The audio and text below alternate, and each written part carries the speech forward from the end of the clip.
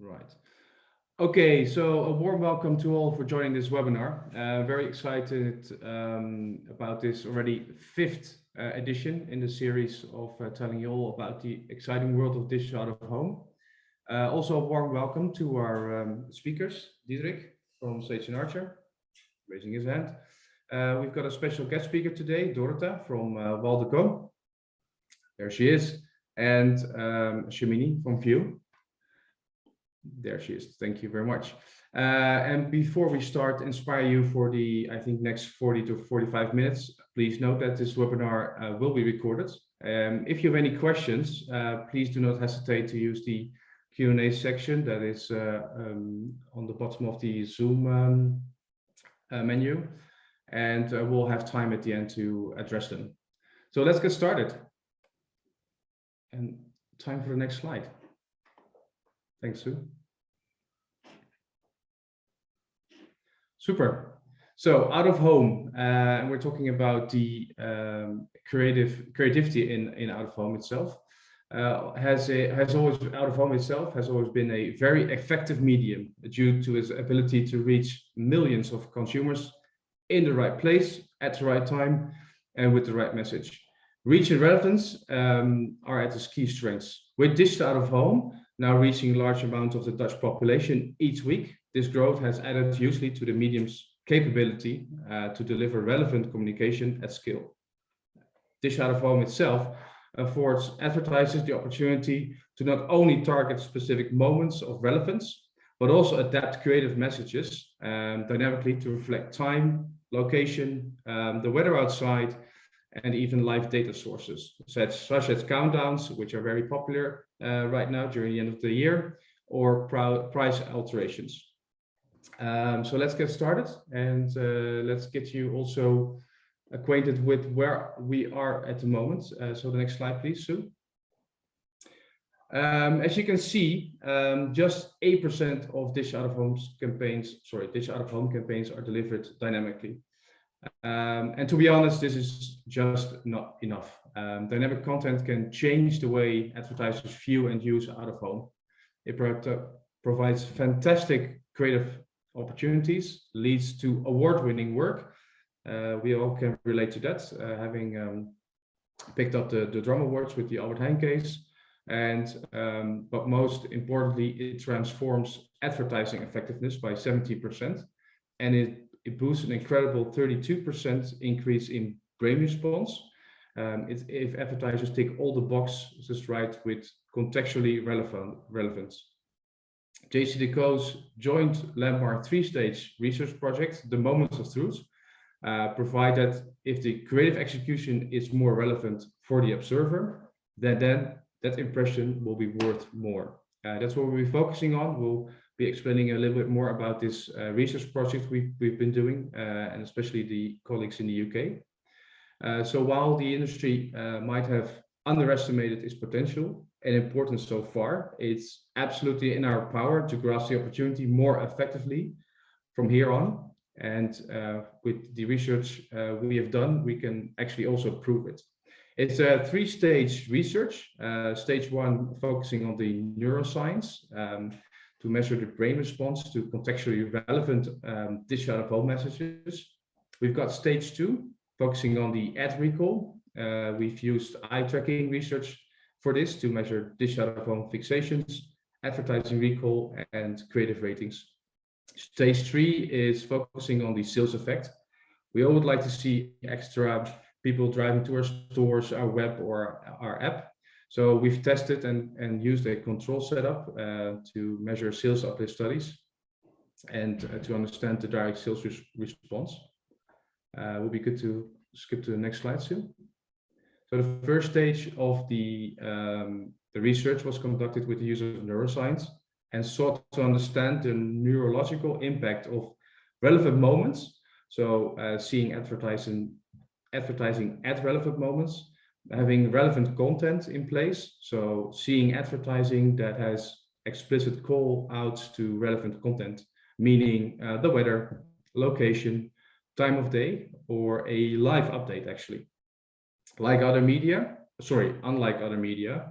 there is little to no content surrounding digital out-of-home advertising. Consequently, this means that the advertising is often consumed passively. Therefore, a methodology that will measure to the subconscious was required. Neuroscience was the obvious choice in this case. Overall, the research is a very extensive research. If you would like to know more, please do reach out after this session, this webinar. But I will now get to the highlights. Overall, the neuroscience research revealed 3 key findings and recommendations for advertisers. So it's something you can write down right away and start working on after this webinar. For relevant moments, so the first part of this this neuroscience project was the categories or products that have relevant moments to tap into could exploit the opportunity, as brain's average response was 12% higher at more relevant moments. It sounds a bit cryptical, but to give you an example, the category like alcohol, viewed on a Monday to Wednesday weekday morning, is a less relevant moment versus a Friday, Saturday afternoon. Anything, of course, before 5 nowadays is a more relevant moment.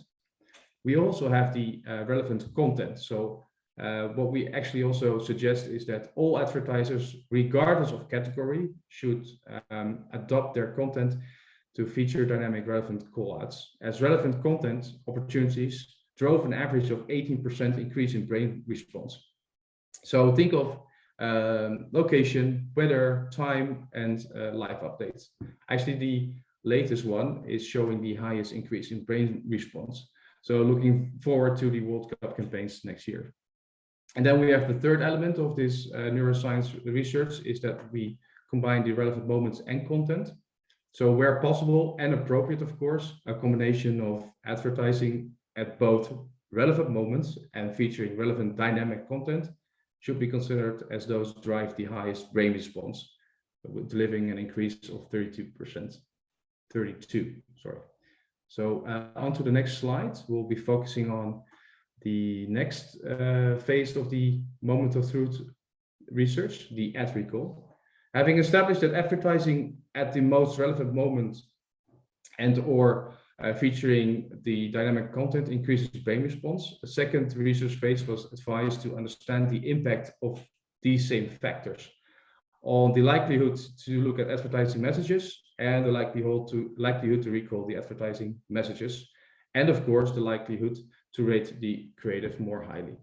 Mirroring what was seen in the neuroscience research, the second stage demonstrated that relevant digital out-of-home messaging, so digital out-of-home ads displaying as relevant moments with implicit reference to relevant content, increased ad intention, spontaneous ad recall, and creative rating when compared to non-relevant digital out-of-home advertising.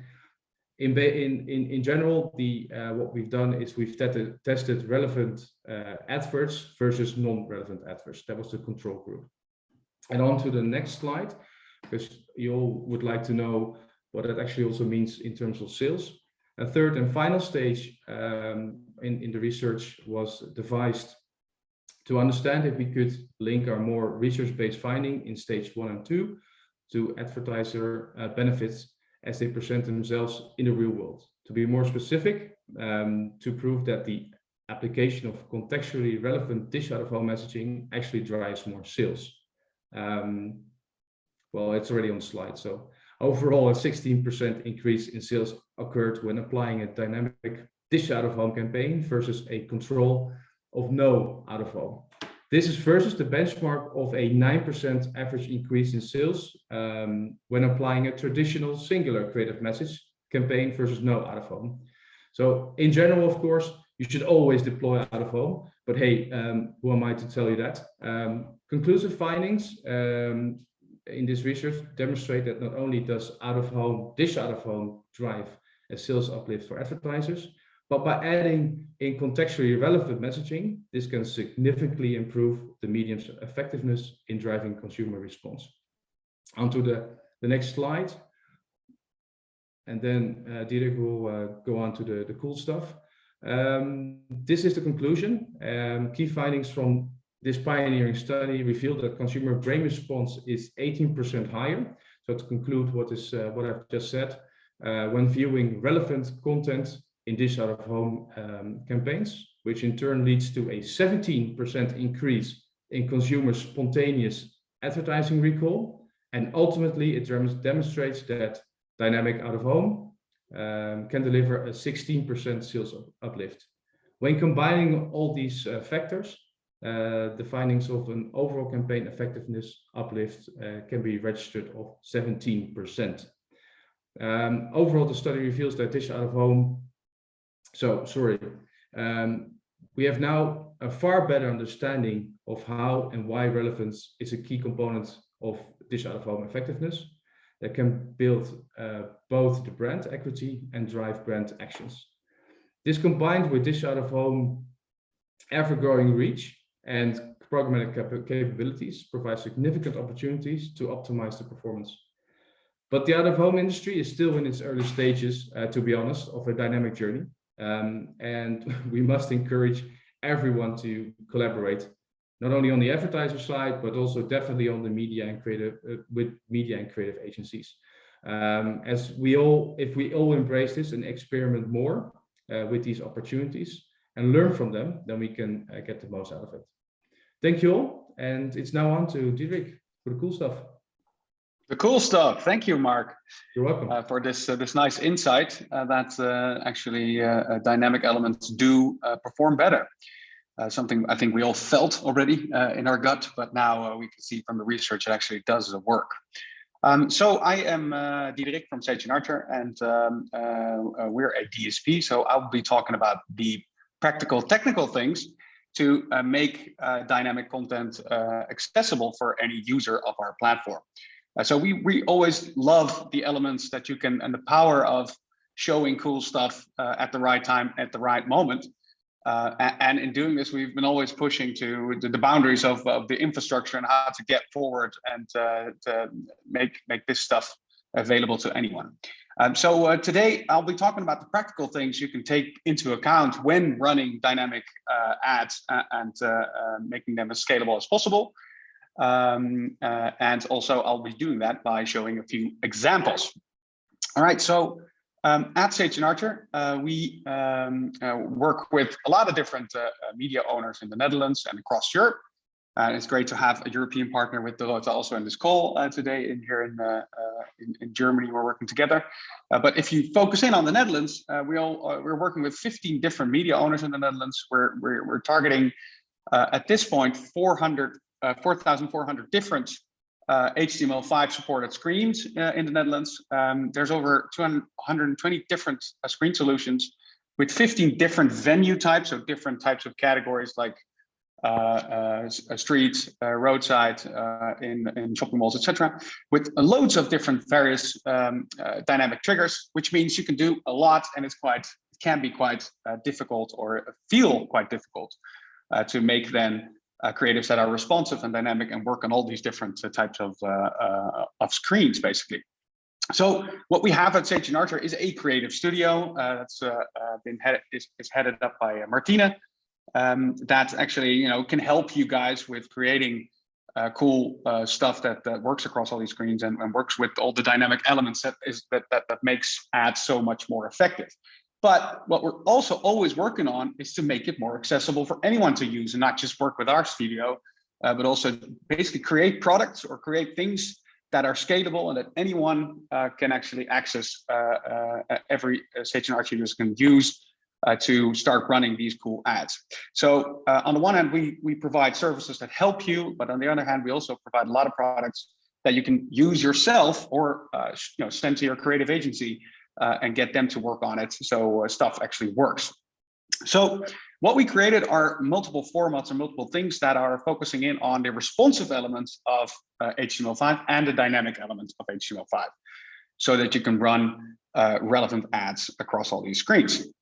And to show you what we did is to take an example of a responsive campaign where we worked on and a dynamic campaign, and then we have one that combines the two.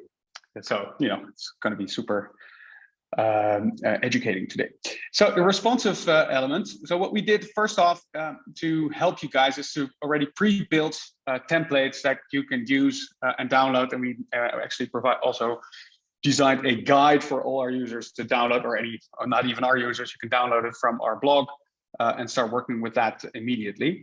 To give you an example of a campaign that we actually used this for quite successfully is for a big American company. Oh, I'm getting a chat that my microphone doesn't seem to work all the time.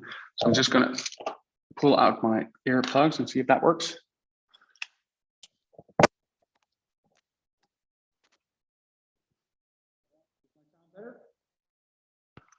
No. You're getting there. And now, is it better? It's good. That's better. Yeah. Okay, I'll just proceed this way. So let me know on the chat if it still is buggy. The first campaign is around responsive design, and we did a campaign for a big American retailer of whom the name we can't actually mention, but we did it in the creative way to make new mock-ups for you to show you how the concept actually worked. So it was a big campaign around a product day. They had 2 days of big sale across the country where they actually wanted to run across 1,000 different screens in the Netherlands with 4 different media owners that resulted into 80 different screen resolutions. And they had multiple formats or multiple creative variations that were actually being used in this campaign, and it ran only for 5 days. So creatively, this could be a huge challenge, right? If you want to create all these different formats, you'll be working on a whole lot of different types of formats. So we said, all right, can't we use the responsive elements we've been testing to actually work for this campaign? So that you can actually, with only a few creative formats, run all these different variations across all these different types of screens. All right, so then we ran into some challenges, obviously. The challenges are that, first off, okay, so how can we create a format that actually works across all these different resolution types and different screens? How can we apply the content so actually everything is shown correctly? And how do we know it actually works everywhere, right? When we test stuff, how can we make sure that the stuff that we run actually functions everywhere, and that you as a user, without any hesitance, can actually start running the campaigns this way. So we worked on all 3 of these challenges. So the first one, where we look at the different formats, the question is, okay, can we get it to work everywhere? So as it turned out, can one size fit all? Actually, the answer to this question is no, it cannot. So we worked with all the different sizes, and we actually saw that we needed 5 templates to work across all these different screens. Still way less than the 120+ resolutions that you would have to design otherwise. So it saves you a whole lot of time creatively to focus in on what you actually should be focusing on, what is the proper content to show, and how can I get the effective message across. So what we did with 5 responsive templates, we could run across all these different types of screens. And these are also the templates that we now have on offer for you to use yourself in combination with the guide. All right, so next slide, thank you. So no, not one size, 5 sizes. All right, then the second challenge that was actually a bit harder is how to apply content on all these different sizes. So if you look at that, what we saw with this campaign is that the formats that we were delivered to didn't actually allow us to run it across all these different screen sizes. So in this case, there was a box, and the creative element was that someone was looking into a box and saw the nice product that they ordered. And actually, this made the campaign hard to scale across all these different vertical and horizontal formats. So what we've learned during this campaign, that it's also important to think about the content that you're going to run across all these screens. So in this case, we needed a different background, or a really tall box, actually, in this case, to work on, for instance, all the horizontal stuff and vertical stuff. So if you look at, we go to the next slide, you'll see that when you can take that into account, obviously, at the creative stage, then already you can work out ways in which to work on all these formats. So what we did in order for creative agencies to not, to make the right stuff, in the template, you can actually see where stuff should be. And so you can use that to also responsively make the backgrounds and all the assets, etc. work, which we'll see in the next slide. So that's all in there. And that's actually a Photoshop document where you can fill in all this stuff, and you'll see exactly where what the guidelines actually function correctly. All right. So, and this is an example of that. So 5 sizes fit all, and we got the applicable content. And then what we did, and this is what we do at Sage and Archer all the time, is that we start testing. So we'll make sure that stuff actually functions for you. You can be confident with running your campaigns across all these different screens with these formats. So what we do with media owners, so for instance with DOOH, we have a screen in our office where we test all the time, and we also do live testing with other media owners outside. We go to the screens, we figure out whether stuff works and how it works, and this is the way forward to understand what are the technical capabilities, what is the stuff we can and cannot run, and how to get to the next level. It's very, well, how do you say this? It's not super inspiring, Merc, maybe, right? You test stuff, you go to a screen, you see if it works, but it's the stuff we wanted to get out of the way to make, you know, these types of technical phases and technical capabilities accessible to all of you guys, so you don't have to do that work. And you know, now you can just run those types of campaigns, and we move the industry forward. So we get a higher percent than that 8% we saw Marc present at the first slide. Okay, so these 3 challenges created a fantastic campaign where we ran a super effective ad across all these different types of screens, all these different types of resolutions, which we'll see in the next slide, where we would actually, in the end, leveraged what they wanted to do is to show on all different screens in the Netherlands this specific message across these various days. Awesome. So the do's and don'ts, very shortly. So what we saw also happening is that less assets are better. So also from a creative point of view, but also from a lightweight, make sure that stuff loads pretty quickly onto the screen. It's important that you think about using not too many assets to begin with. So in the first webinar in this series, we actually had a session around creativity and what to do as a starting point for creating fantastic digital out-of-home ads, right? The art of digital out-of-home. We also wrote a nice webinar, a nice white paper around that. So make sure you check that out. But less assets also from a responsive point of view are super important to use as it makes life easier. So don't use more than 5 creative assets. Make sure that the background is not restricted by cropping. So what we saw with the box element as an example in one of the earlier slides. And an important point also is don't be pixel nitty-gritty. So what do we mean by that? It's something else than pixel perfect, because the ads will look pixel perfect, they will look fantastic. But if you work with responsive ads, you have various elements that are variable and can be in places interdependent of one another on the different screens. But it could also mean that if you want to change something very specifically, so for instance, you want one of the elements, you want to have 1 pixel to the right or to the left, then all of a sudden that means it has it actually has effect on all the different sizes you have created, right? So be very specific in what you want creatively, but don't be pixel nitty-gritty in where specific elements are very specifically being positioned. Because if you want to do that, then you actually should create 120 plus different formats, format per format. And approve all those format per format. So the balance is between making stuff scalable and between actually being nitty-gritty on where stuff runs. Because with these types of formats, if you change one thing, you can actually also see the benefit from that. You can actually change something very specifically, and then it will also function across all these different types of formats. You don't have to adjust 120 plus different formats. So be aware that when you do switch around or change things, that also means that your ad will look differently across all those different formats. So these are the do's and don'ts for this campaign. Next campaign, dynamic, and I'll speed it up a little bit. So the dynamic element. So we saw responsive. The second example is for Schoneberg, which is a hearing device company.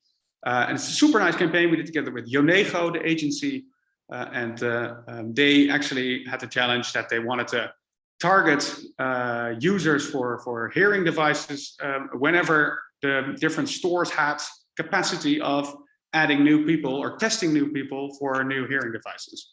So what they wanted to do is dynamically target screens whenever a store in the vicinity had capacity. So the starting point of this campaign was, again, when is it relevant to show the ad? It's when the retailer has a specific room to test. And where should I run it? Well, in the vicinity of those stores, right? And how can I then also show that in the creative? So basically they had two elements. So the moment element, so when is the right time to actually show an ad or to target a specific user group? And the other one was, okay, what to show then at those specific elements. The moment and the dynamic. Basically what we saw, the two elements also in the presentation or in the slides from Marc. So what they implemented was a real-time feed from Channable, and then wanted to run dynamic elements across all these different screen types, as location and the moment were actually their starting points. So these three challenges we had. So let's look at the first one. So real-time data. We see multiple examples, and we saw it in the past also, where you want to target specific data or specific. Can we go to the next slide? So where we can actually plug in specific data into your ad, or basically trigger the campaign based on specific data. So in this case, there was a company called Channable, which creates data feeds, was used in order to plug in the calendar of the various Schoneberg stores and to then basically target or trigger the DSP to start bidding on screens in the vicinity of a specific store, dependent on the capacity they have. You know, we see multiple trigger campaigns being used on our platform, like the weather. We have obviously this fantastic case for a MoCo museum, where you can also, based on the capacity of the museum to hold more people, triggers the campaign in that vicinity. And this case also, you know, the inventory, in this case, the capacity of the stores was used to trigger the campaign. And then dynamically, what we wanted to do is then also show the right store at the right location based on this specific trigger. So it's you see that very nicely here. So what we then also did, also a bit nerdy, but across our platform, we did location mapping, as we call it, because multiple media owners show us GPS data in various types of formats. So what we did also to make sure this stuff actually works is to map every single screen and know exactly where they are. So you'll never get it wrong in terms of what location is used in the ad. All right, so if we then go to the second point, what's important to keep in mind when using these types of campaigns is that in this case, the content that was used was the specific address of the store in the different ads. So if you go to the next slide, so what we see is here, the ads are overall the same. The only thing that's different is the address, right? So to make it relevant for where is the store then that I can go to,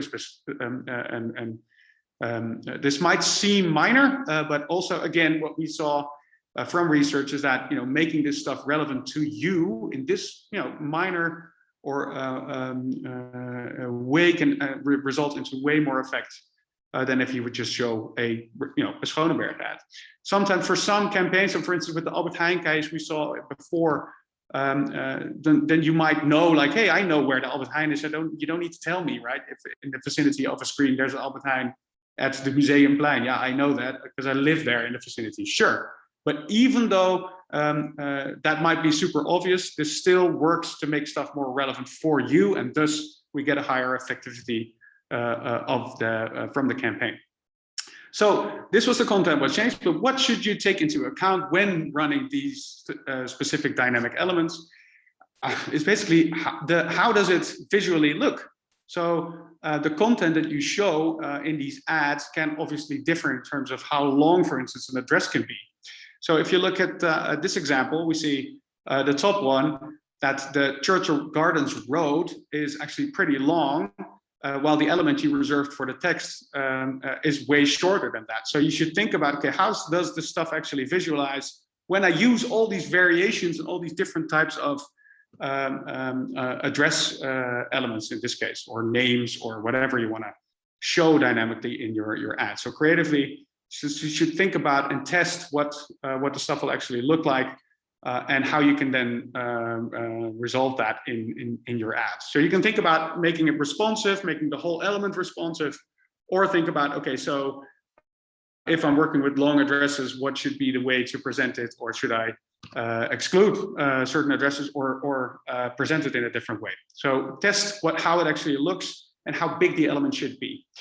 So specifically for store-driven campaigns, we actually also made a creative standardized format that you can use, and that we also tested across all the different media owners, where this is done automatically, and for you, you can actually put in your the address of the store or the list of address of the store and a logo, and it will actually function across all these different media owners. So that's the one you'll see in the next slide, hopefully. Yes, I'm right. So a standardized format where you can actually see the address, and it's standardized for you, and it will be dependent on how big or how long the address forms are, and then it actually will function. All right, so here again, what we did is test, make sure that everything functions. Also together again with JCDecaux, these partnerships are extremely valuable to us to start testing these elements and make sure that the stuff we see works. And it's nitty-gritty, nerdy work, but we'll do it for you so you don't have to do it yourself. And you can start running these relevant elements across multiple screens. All right, then to the last case where we actually combined the responsiveness and the dynamic one. Oh, sorry, this is the result. So from JCDecaux campaign for Schoneberg, really nicely done across all these different types of media owners. The do's and don'ts, again, less assets. And then on the don'ts, again, don't be pixel nitty-gritty.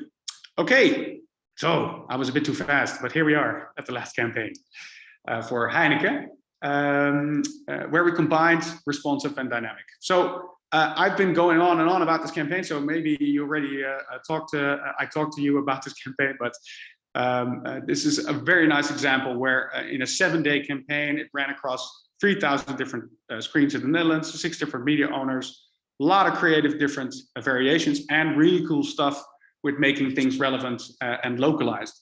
So what Heineken did is to support the bar owners that serve Heineken beers. They actually wanted to support them after the hard time they had during lockdown. So now we're back in the situation, which is horrible, obviously. But at the end of lockdown, the first lockdown or the second lockdown, I don't know. Well, one of the lockdowns in April, Heineken decided to run a campaign to support their bars.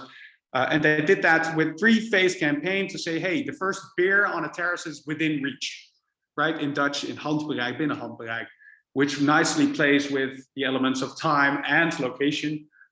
Because what they did is that they first did a countdown where it's in reach within 3 days. So in 3 days, when the bars were actually opening up, we were counting down. So that's already dynamic, but not too exciting yet.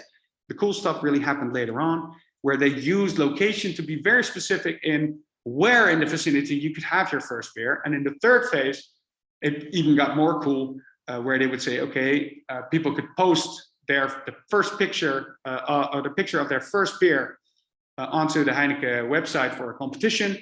And that content would then actually be shown on the screens in the vicinity of those bars, with a live data feed being used by Heineken to push that content to these specific screens.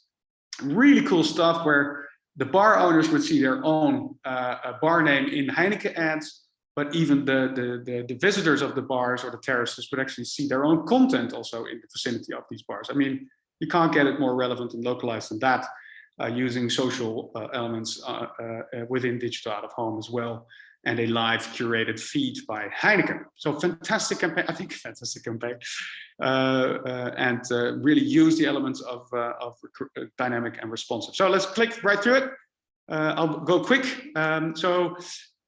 First off, what they did is do local targeting based on POIs, right? So they put in manual their list of bars that would actually serve Heineken beer, and then you would see in the platform which screens are in the vicinity of that specific POI, and can start putting in the creative spec and putting in the creatives to run it across all these different screens. So that was step one. Step two was that they then did the countdown element. So using the POI targeting and then triggered based on time and dynamically changed the numbers of the days. Well, super dynamic, but not too special. But the second phase, they also did the POI targeting, but then, so that's the next slide. Would do the POI targeting, but then dynamically would change the copy. So the bar name would be changed, right? So the first beer with Café de Karc within reach, or for Café Colette. And here you see the different formats already being used. So the responsive element was also in this campaign, because the bars were actually the starting point of this campaign, not which screens we can and cannot use or cannot run our ads on, right? So the bars, the locations are the starting point, and the dynamic content we want to show on those locations. And then irregardless of which screen can do what, because of the responsive element, we could run it everywhere. And that's the really nice thing about this campaign. And then in the third one, POI targeting was still obviously location still the starting point of this campaign, but now it was combined with the content that was actually created by visitors on those specific locations, on all these different types of screens in the vicinity of those bars. So really nicely combination of those two elements of using dynamic elements based on location and responsive elements to make really location the starting point and be able to run your campaign across all these different variations. All right, so next slide.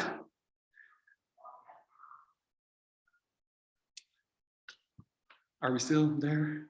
Sue? Yes. All right, so that led to this fantastic result and very nice responses across the board for this campaign from Heineken. So after next lockdown, maybe we can do something cool like this again, or maybe even more creative.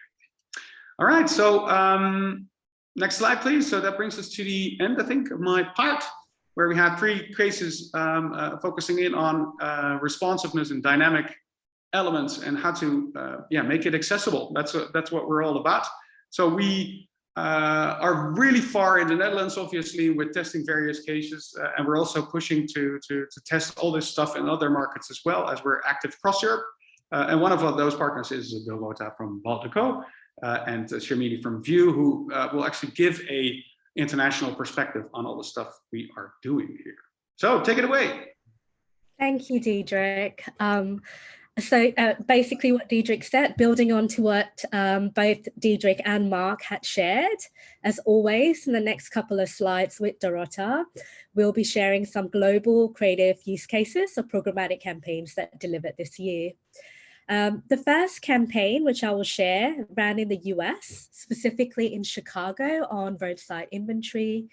The dynamic creative element of this campaign was displaying live scores on billboards across roadside inventory. These live scores was for 3 college football games, and the objective was to drive fans on the go, driving past these screens to tune in. It's quite a simple creative concept, displaying live scores, but this dynamic element of displaying the scores provided for a relevant in the moment, real-time experience for the viewers. By keeping them engaged, it's influencing the viewer to action tuning in to what's happening in the game. Outside of these college football days, the programmatic campaign ran standard creatives to promote the games. So in terms of the creative build and execution of the dynamic component, the process was streamlined. The media owner worked closely with an experienced outdoor creative provider to build and test the HTML5 ads. A lot of testing was done, and the live scores were fed through via an API. We actually ran this campaign programmatically for a number of years, but this is the first year we incorporated the dynamic component of the live scores, which was exciting for the client. We also have a number of cases that ran in Germany where there was a clever use of dynamic creative in combination with data that provided for an efficient and effective way to achieve the purpose of the campaign. Hence why we've invited Dorota from Walldecaux to share a few cases and provide some insight into her experience. Perfect. Thanks a lot, Shamini.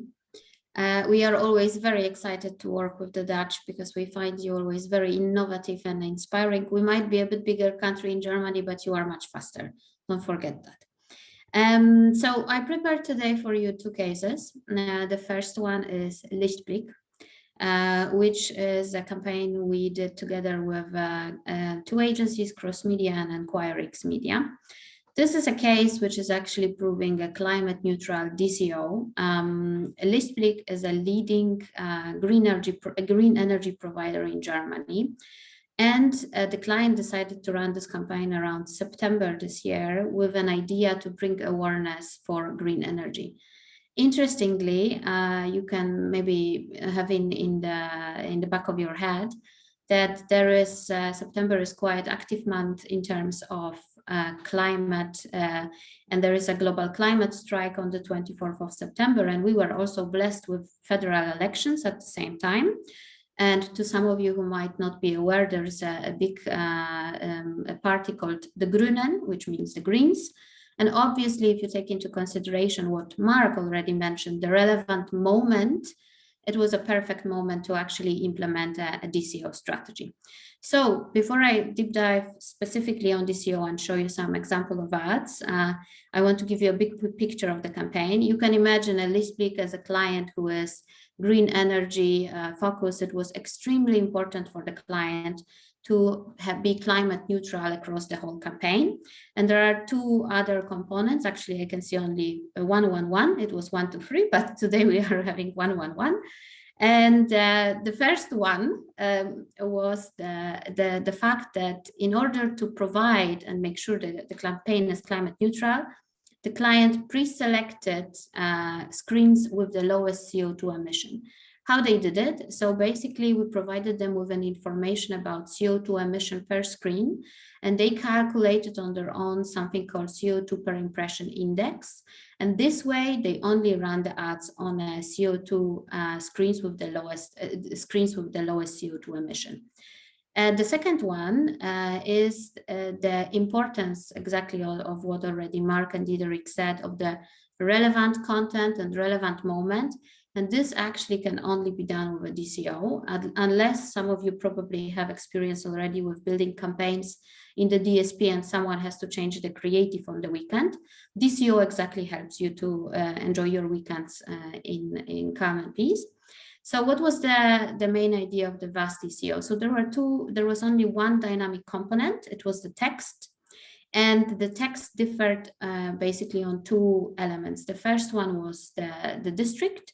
So the campaign ran only in Hamburg and in Berlin. And just to give you an example, for example, the messaging in Berlin-Kreuzberg was much more liberal and much more climate focused because it's a more liberal district versus, for example, Berlin-Zehlendorf, where, for example, Frau Merkel lives, will be much more conservative on the messaging. The second component, which was also a part of the whole DCO, was the social and political events. The messaging changed for the federal elections, which took place on the 26th of September, as well as it changed for the global climate strike, and especially the screens, which were around the global climate strike, were showing completely different ads, and the global climate strike was on the 24th of September. The third number 1, if this is the correct way to express it, was the very important aspect for the client of making sure you are relevant, you are having relevant information and relevant ads in the social and political context. I think it's a perfect summary to go to the next slide. And as a result, the client saw an uplift in the target group of 8. Actually created ads variation of 2,688 different ads, which were displayed around that time, given the district context as well as the political and social context. And you can see actually 3 ads here. This is just obviously 3 ads of those 2,688. And the first one is saying, what are you expecting from the next government? Nothing. Obviously, you can imagine this is exactly the ad which was displayed on the day of the election. You can see it's also a quite tough-provoking campaign. The second one is saying what Berlin is doing better, nicer, nothing. And the third one was what Berlin is doing, nicer, also nothing. As you can see, the idea was to make sure that the messaging is thought-provoking, that the climate neutrality based on the pre-selected screens, as well as DCO in the right context, plays a really important role. And I think also, just to make Diederick happy, I think they were actually not very pixel nitty-gritty. So it was very pixel-friendly campaign, and relevant moment and relevant content, as Marc mentioned. So this is I would like now to go to the next case. And this is a second campaign we did for Otto. Otto is the biggest retailer in Germany, more traditional one. Together with a specialist called VIOOH, they developed a Christmas retail campaign. The campaign ran actually end of last year, shortly before Christmas. What was the goal? The goal of campaign was to increase retail branding around Christmas. And there were actually two specific components of this campaign. The first one was the fact that the client actually decided to use their own first-party data. They have actually a lot of CRM. They are not only a retail store, they actually have a certain very huge online retail store across different brands. So the amount of data they have is actually amazing, and they are using it for out of home. So we received from the client quite specific and detailed information about first-party data. What was the second element? The second element was obviously the dynamism and bringing exactly the relevancy and the context to the campaign. Of course, when it's Christmas, it's easy. There will be always a Christmas context connected to it. But based on their data, they actually had a very heavy focus on Generation Y and Generation Z.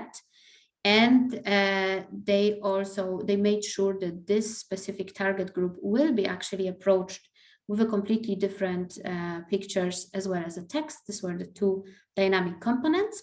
And additionally to the audience, they also displayed different messaging around different hour as well as different weather. So if you could move to the next slide, I would like to show you a short summary. And here you can see that the campaign actually brought 44% recognition of digital out-of-home spots. And they calculated 47% above average recognition in the 20 to 29-year-old target group, which is actually the Generation Z.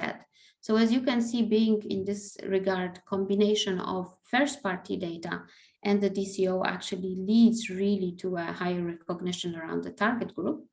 And again, free creatives. The first creative is targeting the Generation Z.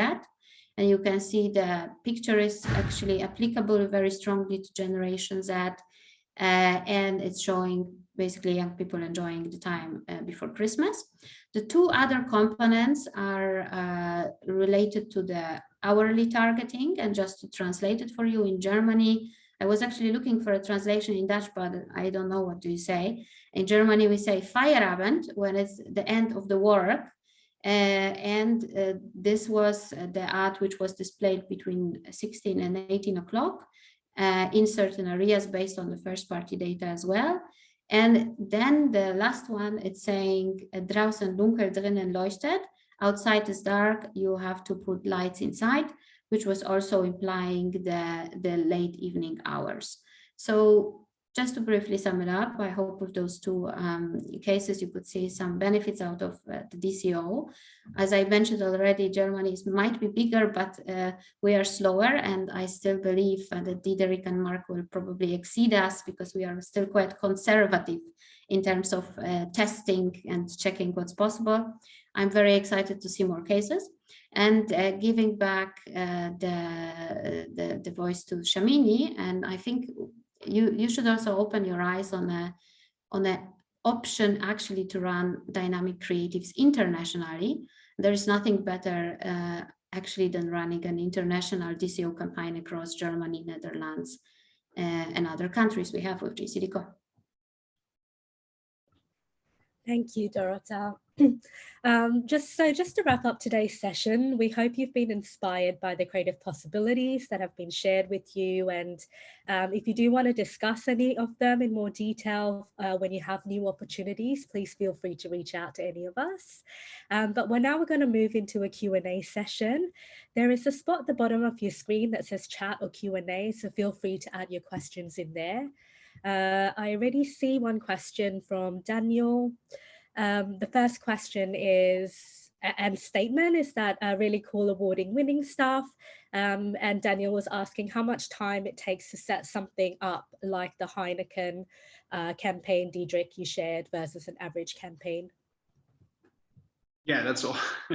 That depends on who does work, right? If you look at the media element of it, so if you what we try to do with all the stuff we deliver with the art of digital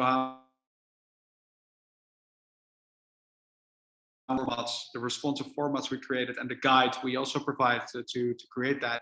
Obviously, we try to make it as accessible and possible and easy for anyone to use.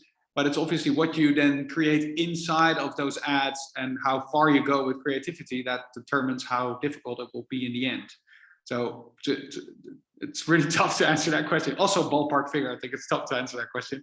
But for instance, the Schoneberg that JCDecaux run is actually done with a Jannable feed. So that's, for instance, something that if a feed already exists, this also makes it way easier, obviously, to reproduce that.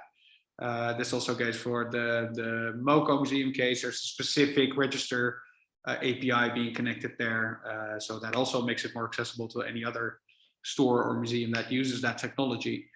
So in a sense, it's a tough one to answer, but I think I would encourage you to check out, feel free to be as creative as possible, and we can always give you a ballpark figure when the specific case is at hand, how much extra time it will cost. But to give a general answer, I know it's a bit lame, but I'm not going to do that because it's really tough to give that answer. Yeah, I would like to add, Diederick, that there's also, I think, a difference between how you run this campaign buying-wise. So if you run it programmatically, I think you guys have it all. And other DSPs out there also, you've got everything in one platform, so it's I think just a few clicks away. We actually you've shown that in the previous webinar, versus buying it directly. It doesn't really. I don't care how you buy the stuff. I think in general, if you run DCO, if you are trying to save time, I think that's something that you getting out of the answer or out of the question actually. If you want to save time, I think it would make more sense to start calling Diederick and get yourself a how does it call? Just get yourself access to the platform so that you can start clicking around and start buying. From JCDecaux point of view, we always have evergreen deals, always on deals, how you might call them, live. So whenever you feel like it, if going live is just 2 clicks away. Thanks, Danielle. Good question, actually. Anybody else? Or it doesn't get better than this?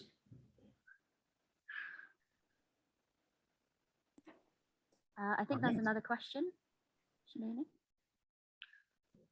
No. I don't see another question. No, Daniel was just being honest. I get that was a hard question. Thanks for the answer. Peter. Okay, Peter, there we go. In which format should live data be delivered? Does it always have to be via XML? Actually, I think yes, but not sure. So this is also maybe Martina, you can come in, but typically that would be an XML, yeah, for sure.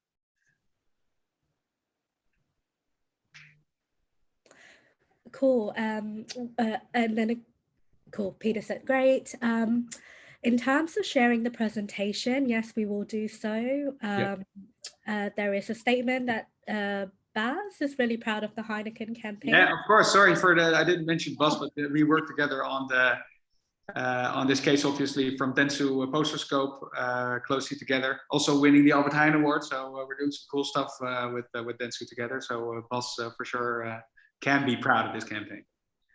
Yeah. Cool.